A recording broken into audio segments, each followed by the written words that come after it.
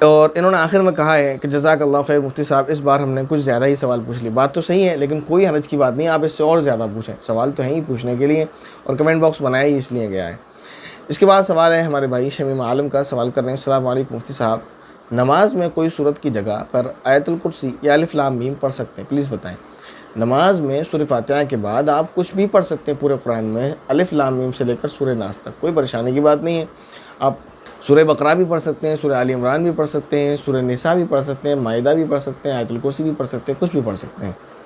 اس کے بعد ہماری بہن ہے محترمہ فردوس صاحبہ، سوال کر رہے ہیں السلام علیکم. میرا سوال ہے، وعلیکم السلام ورحمۃ اللہ وبرکاتہ، کارٹون دیکھنا کیسا ہے؟ نامناسب ہے، نہیں دیکھنا چاہیے.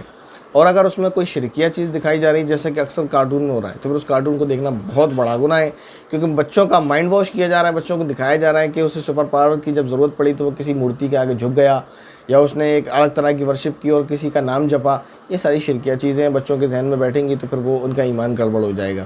اسی طرح اس میں فوش چیزیں دکھائی جا رہی ہیں. خدا نہ کرے آپ کوئی ایسا کارٹون دیکھتے ہیں اپنے بچوں کے ساتھ بیٹھ کر، یا بچوں کو دکھاتے ہیں اس میں بولڈ سین، نیوڈ سین، یا کچھ ایسے سین جو نہیں میں کہنا چاہ رہا دکھائی جا رہے ہیں، تو پھر دکھانا بہت بڑا گناہ ہے.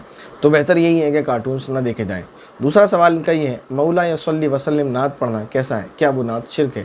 تو میں نے تو پورا جو سنا ہے ایک دو مرتبہ، تو میرے خیال تو نہیں اس میں کوئی ایسی شرکیہ کلمہ ہے اس کا، کیونکہ ایسا بھی ہو سکتا ہے کہ ایک ہی نعت کو کئی لوگوں نے پڑھا ہو، تو کسی نے ایسا جملہ کہا ہو، کسی نے اس جملے کو کاٹ دیا ہو. تو میں نہیں کہہ سکتا، مجھے پورا یاد نہیں ہے اس میں کیا کیا کلمات ہیں. تو کسی کلمے پر اگر آپ کو ڈاؤٹ ہے تو آپ اس کو لکھ کر کوڈ کریں، پھر آپ کو بتائیں گے. دوسرا سوال ہے، اگر 2 سجدوں کی جگہ 3 کریں تو کیا کریں؟ سجدہ سہو کیسے کریں؟ اگر کسی نے ایک رکعت میں 2 سجدے کے بجائے 3 سجدے کر لیے، مثلا کوئی مغرب کی نماز ہی پڑھ رہا تھا، اس نے پہلی رکعت میں 2 سجدے کیے، دوسری میں 3 کر لیے، چوتھی میں تیسری میں 2 کرنے ہیں اس کو. تیسری رکعت میں یا آخری نماز میں یا عصر کی نماز میں، کسی بھی نماز میں گڑبڑ ہو رہی ہے کہ آپ نے ایک رکعت میں 2 کی جگہ 3 سجدے کر دیے، تو آخر میں آپ کو سجدہ سہو کرنا. اس کا طریقہ وہی ہے کہ آخر میں جب آپ بیٹھیں گے تو اتحیات پڑھ کر سلام پھیر دیں گے، اور اس کے بعد 2 سجدے کریں گے، اور اٹھنے کے بعد جب آپ بیٹھیں گے اتحیات پڑھیں گے، درود شریف پڑھیں گے، دعائے معصورہ پڑھیں گے، جو بھی آپ کو یاد ہے وہ پڑھ لیں گے، اس کے بعد سلام پھیر دیں، نماز ہو جائے گی. چوتھا سوال یہ ہے، اگر عربک میں قرآن پڑھنا نہیں آتا تو کیا وہ انگلش میں پڑھ سکتا ہے؟ بالکل نہیں، گناہ ہے انگلش میں قرآن کریم لکھنا. رومن میں جو قرآن شریف لکھ دیتے ہیں نہیں لکھنا چاہیے، گناہ ہے. اور قرآن کو عربک رسم الخط کے علاوہ، عربک ٹیکسٹ کے علاوہ کسی اور ٹیکسٹ میں لکھنا گناہ ہے، نہیں لکھنا چاہیے. اس میں بعض علماء نے تو بہت سخت جو ہے ناراضگی کا اظہار فرمایا ہے. بہرحال اس کے اپنے نقصانات ہیں اس کو رومن میں لکھنے کے یا کسی اور زبان میں چینج کرنے کے. عربی کو ترجمہ کرنا منع نہیں ہے، ترجمہ آپ کر سکتے ہیں، اس کی عربی کو چینج کرنے ہے. بہرحال کوشش بہت سارے لوگوں نے کی ہے قرآن کریم کو پڑھنے کی، پڑھانے کی. آپ بھی کریں انشاءاللہ، ہم بھی کسی دن شروع کر دیں گے جیسے ہی موقع ملے گا، قرآن کریم نورانی قاعدے سے الف سے لے کر انشاءاللہ. اس کے بعد ہماری بہن ہے محترمہ ثنا ظفر صاحبہ، سوال کر رہی ہیں السلام علیکم. وعلیکم السلام ورحمۃ اللہ وبرکاتہ. میں نے ایسا سنا ہے کہ جن مسلمان کو غسل نہیں ملتا اور جنازے کی نماز بھی نہیں پڑھائی جاتی، ایسے مسلمانوں کی روح بھٹکتی ہے. مجھے نہیں لگتا کہ یہ بات درست ہے، بٹ یہ کامن بات ہے، ایسا لوگ کہتے ہیں. یہ بالکل غلط بات ہے، چاہے مسلمان ہو یا غیر مسلم ہو. مسلمان تو مسلمان ہے، اس کو تو کبھی کبھی غسل و جنازہ مل بھی جاتا ہے. غیر مسلم ہو تو غسل بھی نہیں ہوتا، جنازہ بھی نہیں ہوتا. ان کے یہاں تو کوئی پانی میں جاتا ہے، کوئی جلایا جاتا ہے، کوئی کچھ کیا جاتا ہے. کوئی تو اگر مان لیتے ہیں کہیں آگ لگی، خدا نہ کرے طوفان آیا پانی میں بہہ گئے، یا کہیں آگ لگی جیسے ابھی ترکی میں آگ لگی ہوئی، اللہ رب العزت سے دعا کریں کہ اللہ رب العزت ترکی والوں میں جو انسان اور جانور پریشان ہیں ان کو اللہ تعالیٰ ان کی پریشانی کو دور کرے. اور وہ آگ کافی بڑھ چکی ہے، اللہ تعالیٰ اس آگ کو ٹھنڈا کرے. تو بہرحال کبھی کبھی ایسا ہوتا ہے کہ اس میں بعض انسان جل گئے، خاک ہو گئے، یا انسان کہیں سفر میں جا رہا ہے، پلین میں بیٹھا ہوا ہے، ایسے بھی حادثے ہوتے ہیں کہ جہاز پورا ختم، تو انسان کی باڈی بھی نہیں ملتی. تو ان صورتوں میں بھی کسی کی روح نہیں بھٹکتی، سب عالم ارواح میں، عالم برزخ میں پہنچ جاتے ہیں، قبر میں پہنچ جاتے ہیں، جن کا اپنا حساب کتاب ہونا ہے. اس کے بعد سوال ہے ہماری بہن محترمہ زینت علی صاحبہ کا، سوال کر رہی ہیں السلام علیکم. وعلیکم السلام ورحمۃ اللہ وبرکاتہ. میت کے پاس قرآن پڑھنا کیوں منع ہے، یہ بھی بتائیں پلیز. تو اس میں چند چیزیں آپ سمجھیں. میت کے پاس قرآن پڑھنا بالکل منع ہے. دوسرا، میت کے پاس قرآن پڑھنا بالکل منع نہیں ہے. میت کے پاس قرآن پڑھنا منع ہے لیکن بہتر ہے کہ جائز ہے لیکن بہتر ہے نہ پڑھا جائے. یہ 3 چیزیں میں نے آپ کو بتا دی. میت کے پاس بیٹھ کر قرآن کریم پڑھنا بالکل منع ہے. یہ اس وقت جب میت کو غسل نہ دیا گیا ہو. ایک بات ہو گئی. دوسری بات، میت کے پاس بیٹھ کر قرآن کریم پڑھنا بالکل منع نہیں ہے، جائز ہے. جب آپ میت کو غسل دینے کے بعد آہستہ آواز میں پڑھیں. اونچی آواز میں پڑھنا پھر بھی منع ہے، اونچی آواز میں نہیں پڑھنا چاہیے. آہستہ آواز میں وہاں بیٹھ کر قرآن کریم کی تلاوت کریں، جائز ہے. اور منع نہیں ہے، لیکن بہتر یہی ہے کہ آپ نہ پڑھیں۔ وہ صورت یہ ہے کہ اصل میں شریعت کا مزاج اور شریعت کا حکم یہ ہے کہ جب کسی کا انتقال ہو جائے تو غسل کفن میں اور اس کے بعد دفن میں بہت جلدی کی جائے۔ تو صرف قرآن کریم پڑھنے کی وجہ سے میت کو گھر میں روکے رکھنا یہ شریعت کے مزاج کے خلاف ہے، شریعت کے حکم کے خلاف ہے۔ تو ایصال ثواب کے لیے میت کو روکے رکھنا ضروری تو نہیں ہے، اس کو دفن کرنے کے بعد بھی آپ ایصال ثواب کر سکتے ہیں ساری زندگی۔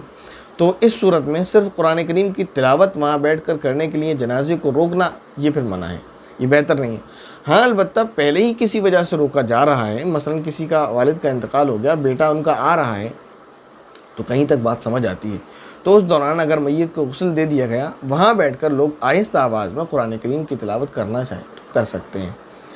اس کے بعد سوال ہے ہماری بہن زینت علی کا، السلام علیکم، اذن اچھا یہ ہو گیا ہے کوئی بات نہیں، اذن عام کا مطلب فرائیڈے کمنٹ باکس میں دیکھ لیں۔ اس کے بعد ہمارے ایک بھائی ہیں، انہوں نے سوال کیا، مفتی صاحب السلام علیکم۔ وعلیکم السلام ورحمۃ اللہ وبرکاتہ۔ اس کمنٹ میں بھی انہوں نے سوال اپنا نام نہیں لکھا ہے، نام لکھا کریں۔ میرا سوال یہ تھا کہ احتلام کا یقین کیسے کریں؟ کبھی کبھی میں بستر پر لیٹا رہتا ہوں تو مجھے لگتا ہے کہ احتلام ہو گیا اور شہوت بھی ختم ہو جاتی ہے، لیکن مجھے احتلام کا یقین نہیں ہوتا، نہ ہی کچھ نکلنے کا محسوس ہوتا ہے، تو غسل فرض ہوگا؟ اگر بدن سے کچھ نکلا نہیں ہے جس کے نکلنے سے غسل فرض ہوتا ہے تو غسل فرض نہیں ہوگا۔ ذہن میں کچھ بھی خیالات آتے رہیں یا شہوت آپ کی بڑھتی اور گھٹتی رہے، اس سے کوئی مسئلہ نہیں ہے، جب تک وہ چیز جس کے نکلنے سے غسل ٹوٹ جاتا ہے، غسل واجب ہو جاتا ہے، تب تک وہ ظاہر نہ ہو جائے آپ کے بدن یا کپڑے پر، تب تک غسل فرض نہیں ہوتا۔ اس کے بعد ہماری بہن ہے ثنا عامر خان، انہوں نے سوال کیا ہے، السلام علیکم، میری ممی عدت میں ہیں تو عدت کس وقت اٹھنا، عدت سے چھوٹ گیا، عدت سے کس وقت اٹھنا ہوتا ہے؟ کچھ لوگ کہتے ہیں فجر میں اٹھنا ہوتا ہے، کیا باہر جانا ضروری ہے؟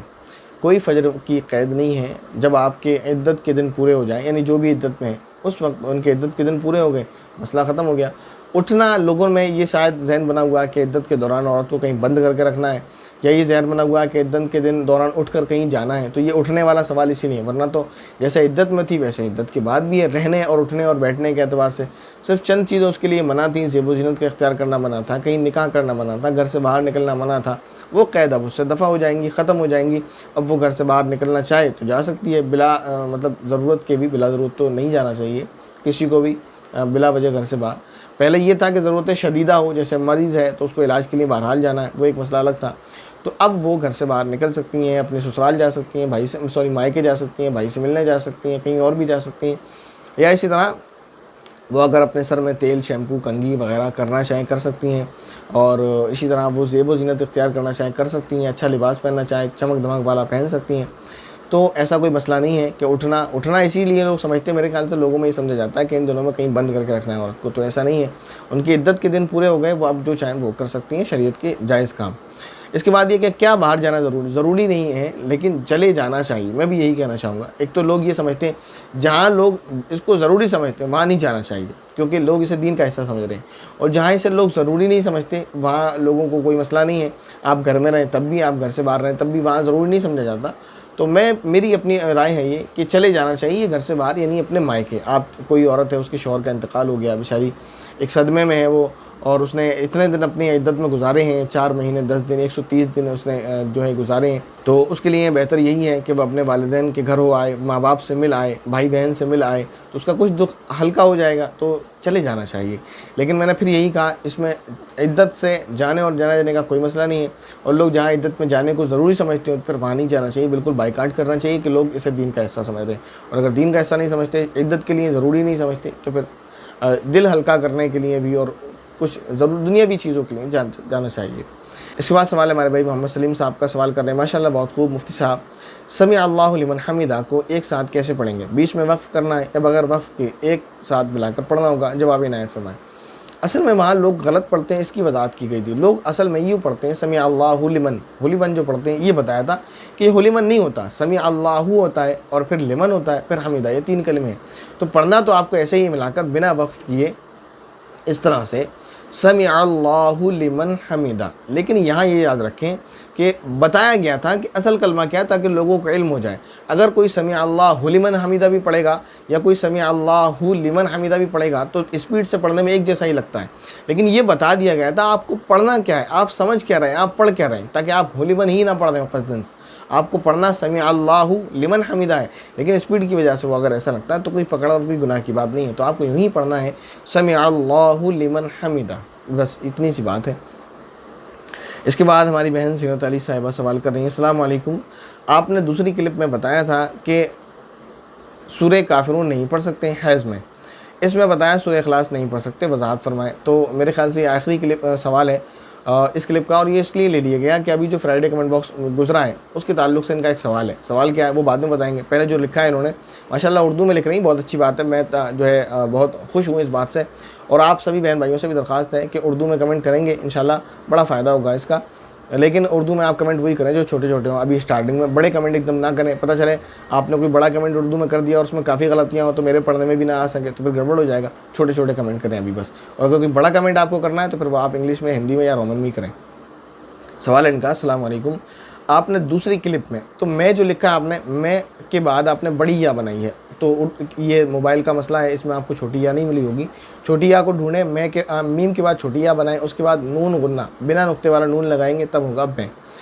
اس کے بعد لکھا ہے حیض میں، تو حیض جو بنے گا بڑی ہے اور چھوٹی سی یا چھوٹی والی، اور اس کے بعد زواد آتا ہے، زواد حیض میں، زا نہیں آتا، زا لکھا ہے انہوں نے، حیض تو زواد سے آتا ہے، زواد لکھنا ہے۔ اس کے بعد انہوں نے میں پھر پہلے ایسا لکھا ہے، اس کو وہی کرنا ہے۔ اس کے بعد سورہ کافرون نہیں میں بھی نون اور چھوٹی والی ہاں جو آپ نے بنائی ہے، اس کے بعد یا، اور اس کے بعد نون غنہ آئے گا یعنی بنا نقطے والا نون، اور اس کے بعد سورہ اخلاص نہیں میں بھی یہ، اور وضاحت میں زواد آتا ہے، یہاں بھی جیسے وہاں زواد آئے گا زا نہیں، ایسی وضاحت میں زواد آئے گا، اور اس کے بعد چھوٹی نہیں بڑی ہاں آئے گی، وضاحت۔ ٹھیک ہے، ماشاءاللہ اچھا کام کر رہی ہیں آپ، اردو کو جو ہے فروغ دینے کا کام کر رہی ہیں، انشاءاللہ اس پر اجر ملے گا۔ اب سوال یہ ہے، انہوں نے ایک سوال یہ کیا تھا، کیا حیض کے دوران چاروں کل پڑھ سکتے ہیں؟ تو یہ کہا گیا تھا کہ سورہ اخلاص نہیں پڑھ سکتے، باقی 3 پڑھ سکتے ہیں، یہ سبقت لسانی ہوئی ہے، زبان سبقت کر گئی، تو مسئلہ غلط نہیں ہے کہ وہاں پر غلط بتایا گیا ہو یا بھول سے غلط بتا دیا، بلکہ بتاتے وقت ذہن کچھ کہہ رہا تھا اور زبان کچھ کہہ گئی، وہ صحیح مسئلہ وہی ہے جو اس سے پہلے ایک بہن کے کمنٹ میں ہم نے اس سے پیچھے فرائیڈے کمنٹ باکس میں بتایا، جیسے خود آپ نے کہا کہ پہلے آپ نے بتایا تھا سورہ کافرون نہیں پڑھنا ہے، اب آپ کہہ رہے ہیں سورہ اخلاص نہیں پڑھنا، تو یہ سبقت لسانی ہے، صحیح مسئلہ یہی ہے کہ سورہ کافرون نہیں پڑھنا ہے، سورہ اخلاص اور سورہ قل اعوذ برب الفلق قل اعوذ برب الناس پڑھ سکتے ہیں۔ یہ ویسے تو فرائیڈے کمنٹ باکس میں بھی میں ہی اس کی کمپلیٹ وضاحت کرنا ہے، ابھی لے لیا اس کو جو ہے سنڈے کمنٹ باکس میں، انشاءاللہ فرائیڈے کمنٹ باکس میں اس کی کمپلیٹ وضاحت آپ کے سامنے کر دی جائے گی۔ السلام علیکم ورحمۃ اللہ وبرکاتہ۔